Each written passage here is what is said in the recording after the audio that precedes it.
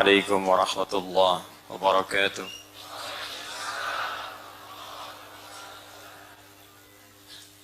الحمد لله الذي هدانا إلى الإسلام فأصبحنا مسلمين، وغرس في قلوبنا الإيمان فأصبحنا مؤمنين، وأمرنا بأداء الأعمال الصالحة لنكون من المتقين. فطوبى لمن اتقى الله سبحانه وتعالى فوعده بجنته النعيم. فقال تعالى: إن للمتقين مفازا. فسبحان رب العالمين الذي خلقنا أحسن تقويم، فنحمده حمدا شاكرين حمدا ناعمين حمدا يوافي نعمه ويكافئ مزيدا. ونصلي ونسلم على النبي الكريم الرسول الأمين سيدنا محمد وعلى آله وصحبه وذرياته وأمته إلى يوم الدين. أما بعد، فيا عباد الله، أوصي نفسي وإياكم بتقوى الله فقد فاز المتقون، فلا تموتن إلا وأنتم مسلمون. فقال تعالى: يا أيها الذين آمنوا اتقوا الله حق تقاته ولا تموتن إلا وأنتم مسلمون. Hadirin sekalian yang insyaallah tanpa kecuali seluruhnya dimuliakan oleh Allah Subhanahu wa taala, dan insyaallah seluruhnya dibimbing oleh Allah untuk senantiasa dekat dengan rahmat dan maghfirah Allah Subhanahu wa taala.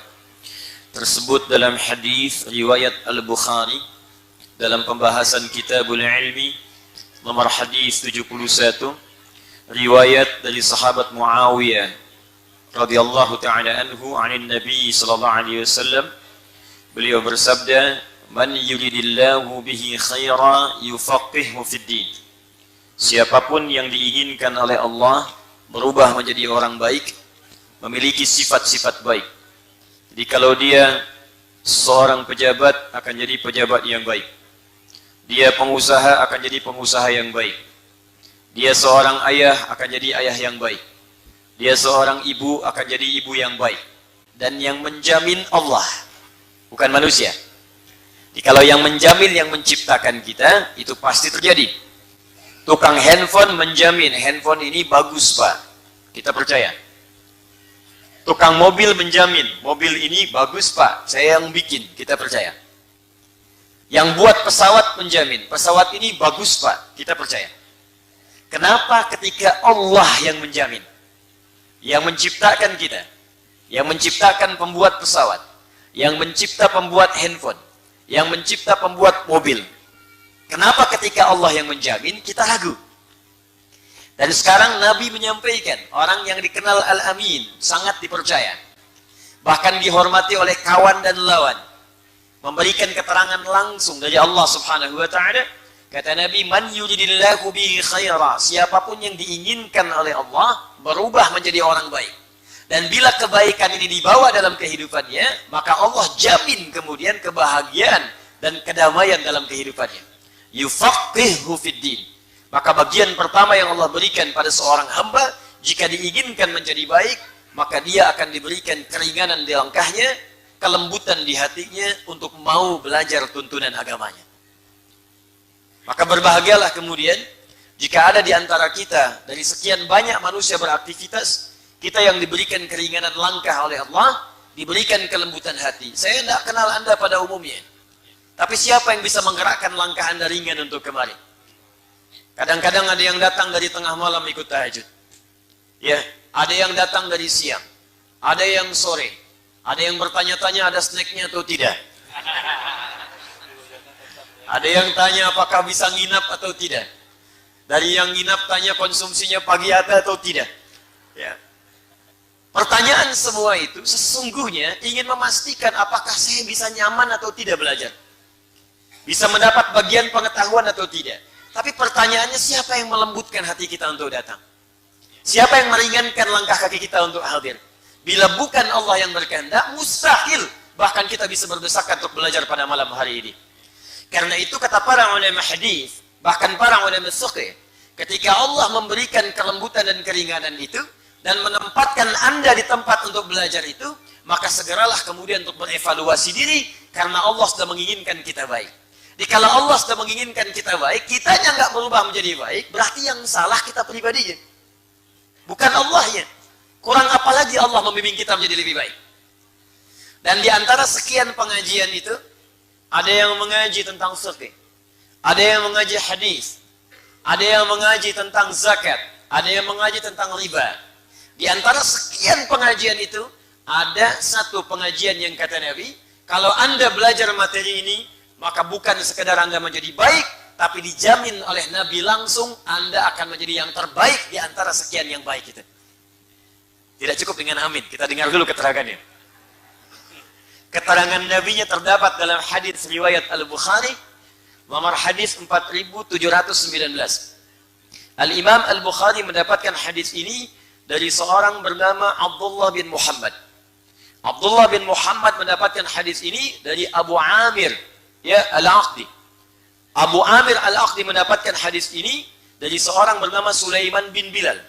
Sulaiman bin Bilal mendapatkan hadis ini dari Abdullah bin Dinar. Abdullah bin Dinar pun mendapatkan hadis ini dari seorang bernama Abu Saleh. Abu Saleh mendapatkan hadis ini dari Abu Hurairah radhiyallahu taala anhu. Nama aslinya Abdurrahman bin Sakhr. Abu Hurairah radhiyallahu taala anhu mendapatkan hadis ini dari Nabi sallallahu alaihi wasallam. Ya, sanadnya tersambung. Ya, tersambung. Apa yang disampaikan dalam bab ini masuk dalam bab iman, nomor hadis yang ke-9, ya, dalam kitab Sahih Al-Bukhari, bagian jilid pertama, kitab nomor 2. Ya, qala Nabi sallallahu alaihi wasallam, perhatikan kalimatnya, al-imanu bid'un wa sittuna syu'batan wal haya'u minal iman.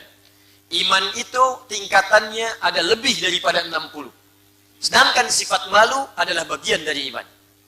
Nah, dari 63 ini, lebih daripada 63 tingkatan ini, ada tingkat pelajaran pertama yang bisa menguatkan iman, yang kalau dipelajari itu, langsung kita akan jadi yang terbaik di hadapan Allah Subhanahu wa taala.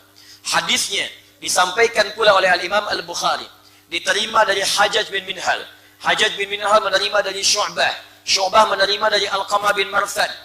Alqamah bin Marsad menerima dari Sa'ad bin Ubaidah. Sa'ad bin Ubaidah menerima dari Abu Abdurrahman As-Sulami.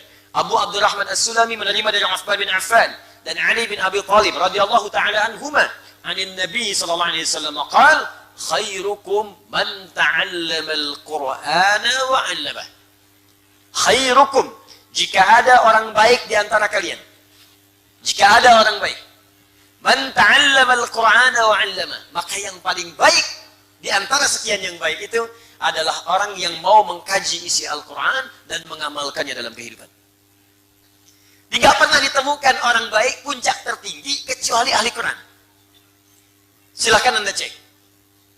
Dulu 15 abad yang lalu, itu manusia paling buruk semuka bumi. Paling buruk, paling tidak kenal kebaikan. Banyak yang bodohnya, tidak punya peradaban. Jadi kalau ada orang yang sekarang pelaku maksiat, baik itu pencuri, pembegal, pemabuk, pezina, tidak akan pernah bisa menyayangi komunitas ini. Sehingga orang-orang mengenalnya dengan jahiliyah. Jahlun itu bodoh. Kalau pakai tak di ujungnya, berarti semua sifat yang tidak kenal kebaikan. Bukan hanya tidak kenal ilmu, tapi tak kenal akhlak, tak kenal adab, yang baik-baik nggak kenal semua.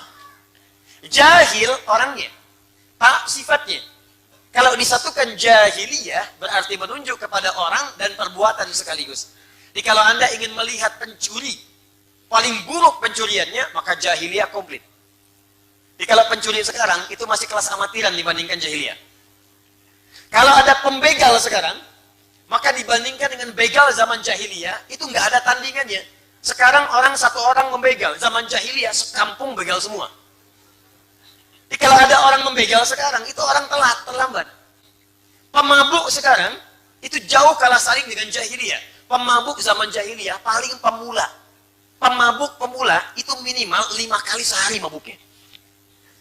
Jadi yang sekarang itu masih amatiran. Kalau ketemu Abu Jahal paling ketawain dikit tuh. Ya pezina, penipu, koruptor, zaman jahiliyah kumpul semua. Tapi yang paling dahsyat, Allah tidak menurunkan tongkatnya Nabi Musa kepada Nabi Muhammad SAW untuk merubah tipikal sosial di kalangan masyarakat jahiliyah. Allah tidak menurunkan sentuhan Nabi Isa untuk merubah perilaku masyarakat jahiliyah. Tapi Allah menurunkan Al-Quran. Yang dengan Quran itu, tiba-tiba berubahlah semua tatanan sosial masyarakat ini.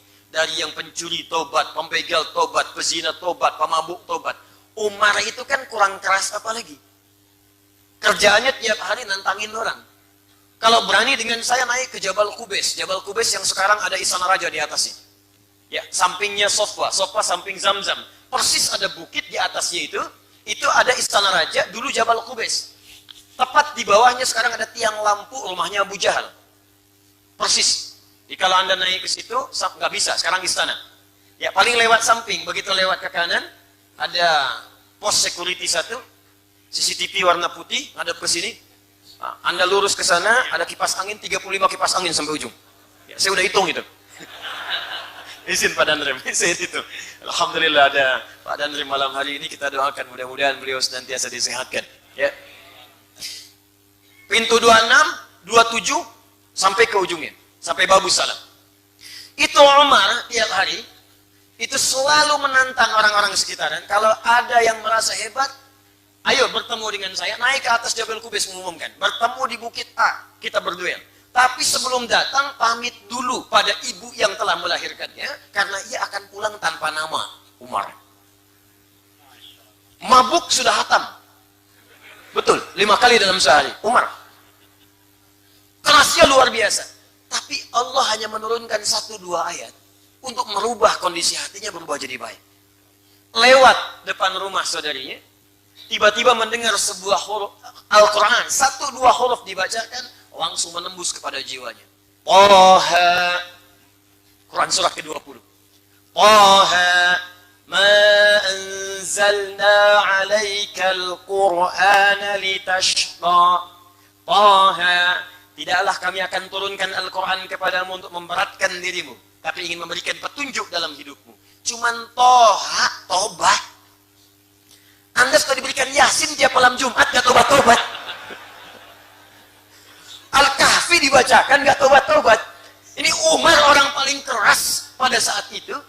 Hobinya terkait dengan mabuk, nantang orang. Toha, tobat. Tobat. Langsung bersyahadat. Menjadi kerasnya berubah menjadi tegas, pembela kebenaran luar biasa, bahkan satu-satunya sahabat yang langsung meminta kepada Nabi untuk diturunkan ayat larangan mirasan 3. Bang Haji belakangan. Umar, ya Rasulullah kenapa tidak minta kepada Allah untuk menurunkan ayat larangan khamar? Maka turun tahapan sampai 4 kali, sampai turun Al-Maidah ayat 90 sampai 91. Innamal khamru wal maisir wal azlamu, ya, dan seterusnya, rizqu min amali syaitan fajtanibuhu. Itu karena pertanyaannya Umar.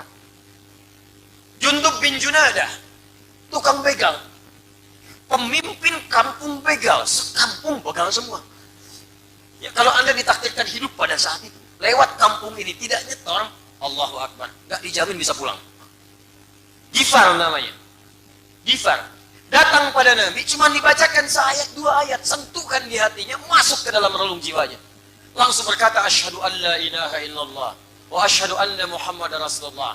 Ya Rasulullah, saya mohon izin, sa'a'lin syahadati amamal Ka'bah.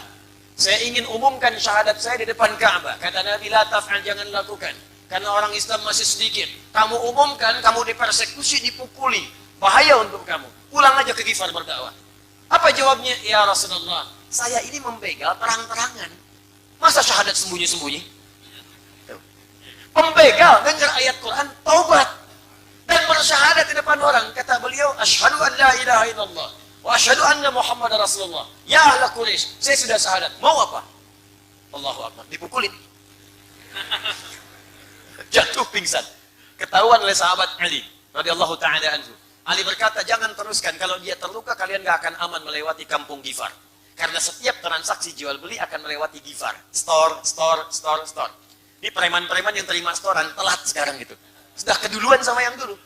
Tapi dahsyatnya pulang kemudian Jundub ke kota Gifar, lalu berdakwah di sana, menyampaikan ayat tadi yang disampaikan Nabi, cuma 1-2 ayat. Apa yang terjadi? Allahu Akbar, Nabi hijrah ke Madinah. Tiba-tiba dalam suasana hijrah itu, setelah menetap di Madinah, terdengar suara gempar di Madinah. Atau tapak kaki yang luar biasa terdengar. Dok, dik, duk, dok, dik, duk, dok, dik, duk.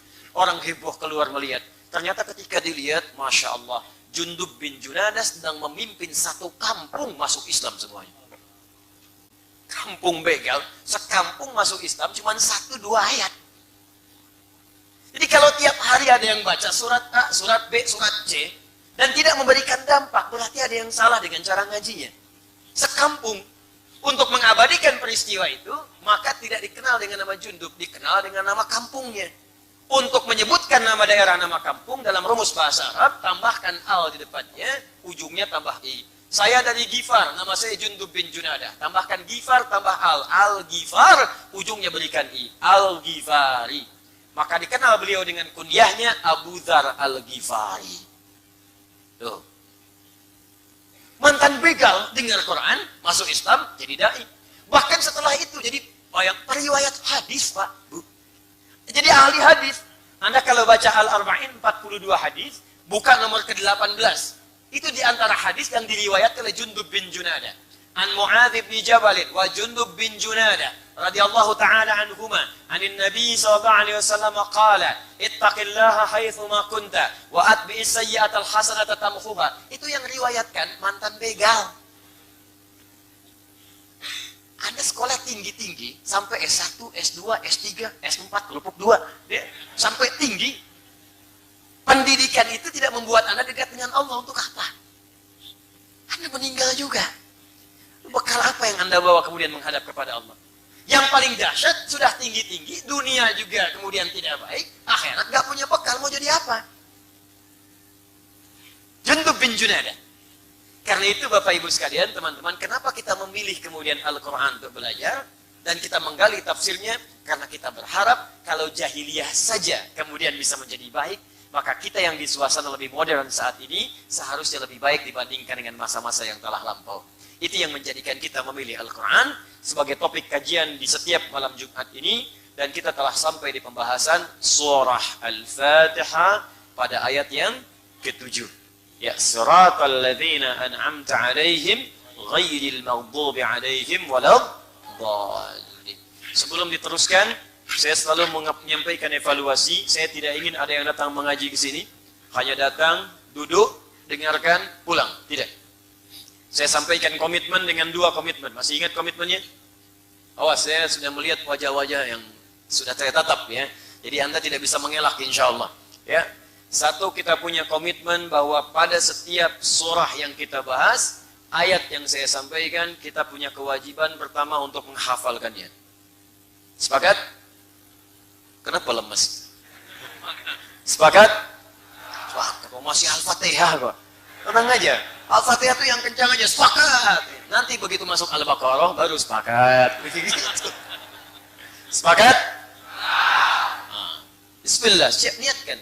Insya Allah 1 ayat itu bisa sebulan kita bahas. Masa seayat 1 bulan itu nggak selesai? 1 ayat sebulan masa nggak hafal-hafal?